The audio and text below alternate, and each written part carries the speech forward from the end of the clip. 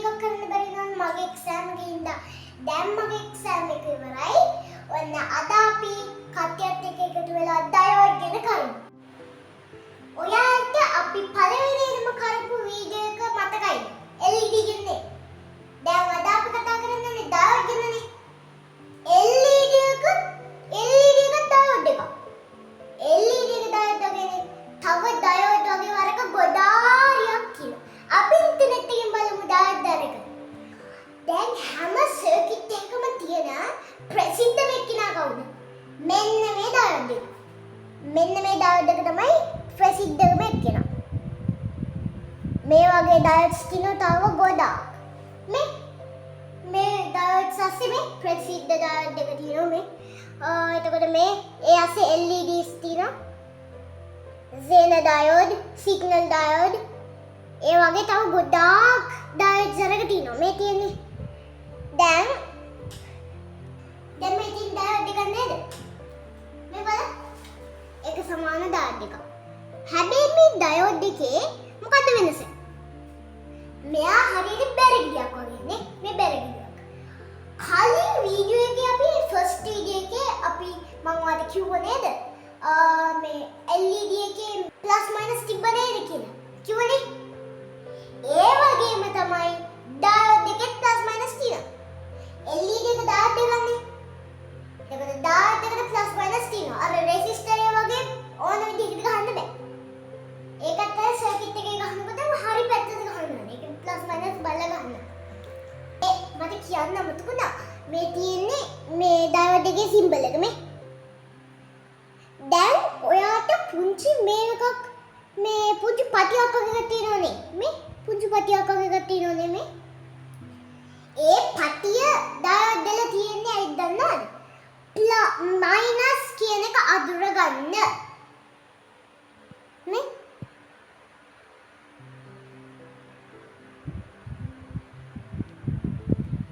Diode එක මොකද කරන්නේ කියලා?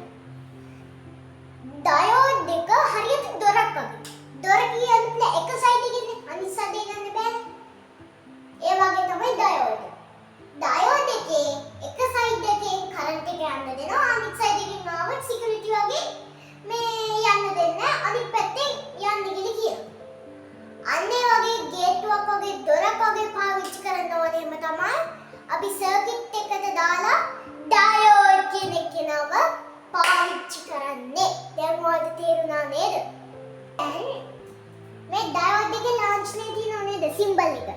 සිම්බල් එකේ වාද පේනවද මෙහෙම ඇරෝ එකක් තියෙනවා. ඒ ඇරෝ එක පැත්තට විතරයි කරන්ට් එක යන්න දෙන්නේ. අනිත් පැත්තෙන් මෙහෙම ආවත් යන්න දෙන්නේ නැහැ. මෙන්න ඒකට වෙනම ඇරෝ එකකුත් ගහලා තියෙනවා. ඒ පැත්තෙන් විතරයි කරන්ට් එකට යන්න පුළුවන්. දැන් මේකෙන් තියෙනවා DC current, AC current. AC current එක අර ගෙදර දෙන්නේ. අයියර පාරේ වයර්ස් වල AC කරන්ට් යන්නේ. ඒකේ නම AC කරන්ට්. තව අර බැටරි කැලි තියෙන්නේ. ඒවට කියන්නේ DC කරන්ට්. ඒවයි යන්නේ ඒවයි නම DC කරන්ට්. ඒ තියෙන්නේ දැන් මං කිව්වේ අර මේ AC කරන්ට් එක මේ පේනවද? AC කරන්ට් එක හැම වෙලාවම දඟල යන්නේ මේ. AC current.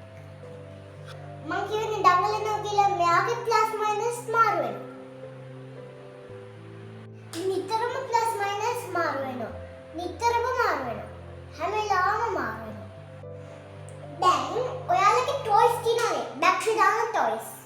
ඒ ටොයිස් වල බැටරි මෙන්න මේ බැටරි කියන જાතිය තියෙනවනේ. බැටරි දාන්න නැතුව මේ අnder ගෙදර මේ තියෙනවනේ ප්ලග්ස් වලට ගහන්න බෑ හදන්න. පිච්චෙන එක. දැන් ඔයාලා කියන බැටරි දාන්න බැරි ටොයිස් ප්ලග් එකකට ගහුවාම පිච්චෙන්නේ ඇයි දන්නවද?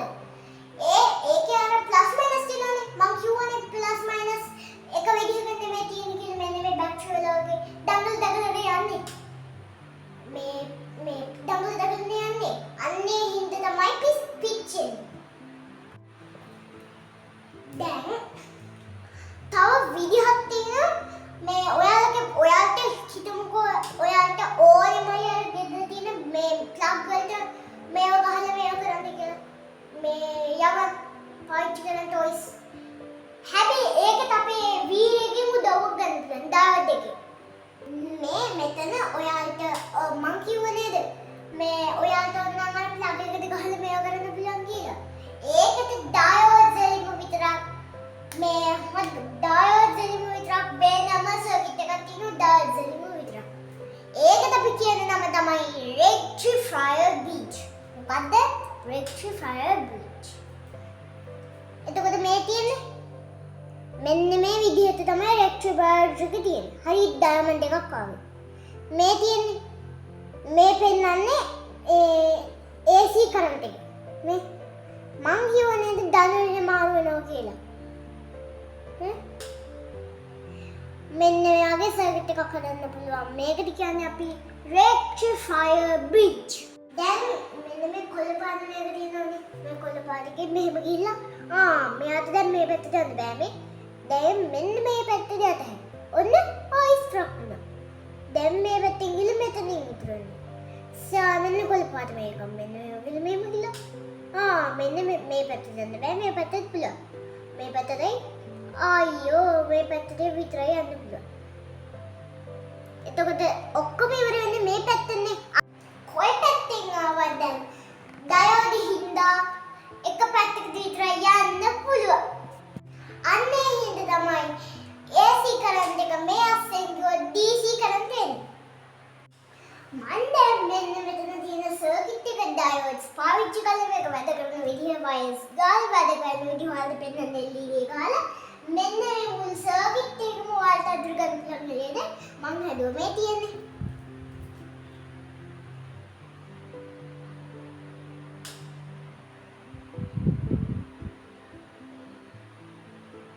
දැන් අපි කලින් පාඩමේ කරන්නේද LED එකක් මේ පත්තු කරගන්න විදිහ. දැන් අපි ඒක පොඩ්ඩක් මතක කරගමු. නේ? වෙක්කද? ඔන්න මම ගලව. ඔන්න දැන් මම අනිත් පැත්තට මේ කරනවා. පතුනේ. දැන් මම මේ වගේම වෙනස් ඔයාට අඳුර ගන්න පුළුවන් LED එකක් දාලා ප්‍රොජෙක්ට් මේ සර්කිට් එකක් හදලා දිනවා මේ දැක්කද දැන් මේ අලුත් මම හදපු අලුත් සර්කිට් එකේ නම ආයි අපි දැන් මතක් කරගමු rectifier bridge. දැන් අපි rectifier bridge එක පත්තු කරන්නේ පත්තු කරමුද? ඔන්න දැන් මම රතු ගෑවුවා.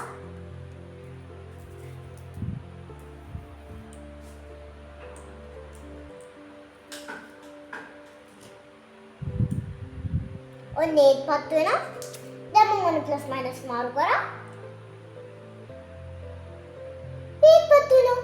දැක්කද මැජික්? මම ආයෙ මාරු කරා. දැන් මම ආයෙ මාරු කරා. දැන් මම ආයෙ කරා. දැන් ඔයාලා දැක්ක නේද? මම කොයි වෙලාවට මේක මාරු කරා ඒත් මෙයා දැන් අර කලින් වගේ නෙමෙයි. කලින් අර මේ එක පැත්තකට මේ කරාම පත්තු වෙනවා ප්ලස් මයිනස්. අනිත් පැත්තට මේ කරාම පත්තු වෙන්නේ නැහැ. දැන් මැජික් එක මම ඔයාලට පෙන්නනවා නේද? එක පැත්තකට කරාම ඒත් පත්තු වෙනවා. අනිත් පැත්තට කරාම ඒත් පත්තු වෙනවා. ඒ දිගටම කරන්නේ අපි මේ හදපු බ්‍රිජ් එකට අර කලින් තිබ්බ අපිට ප්ලස් මයිනස් කියලා ගන්නේ. දැන් මේ සර්කිට් දැන් මේ rectifier bridge එකකින්ද ප්ලස් මයිනස් කියලා නැතිලා ගියා. දැන් තේරුණා නේද ඔයාලට මැජික් එක? rectifier bridge එක නිසා මෙයාට ඕන ප්ලස් මයිනස් ටික එළියට එන්නේ. දැන් මේ rectifier bridge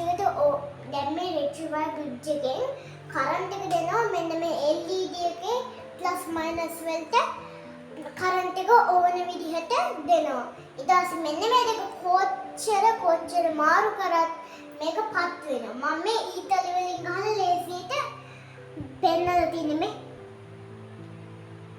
දැක්කද? දැන් ළමයිනේ ඔයාලා දැකලා තියෙනවද මේ වගේ චාර්ජර්? මෙන්න මේ චාර්ජර් ඇතුලේ ඔයාලා කිව්වට විශ්වාස කරන්න කන්නේ. මේ චාර්ජර් ඇතුලේ පවා තියෙන මෙන්න මේ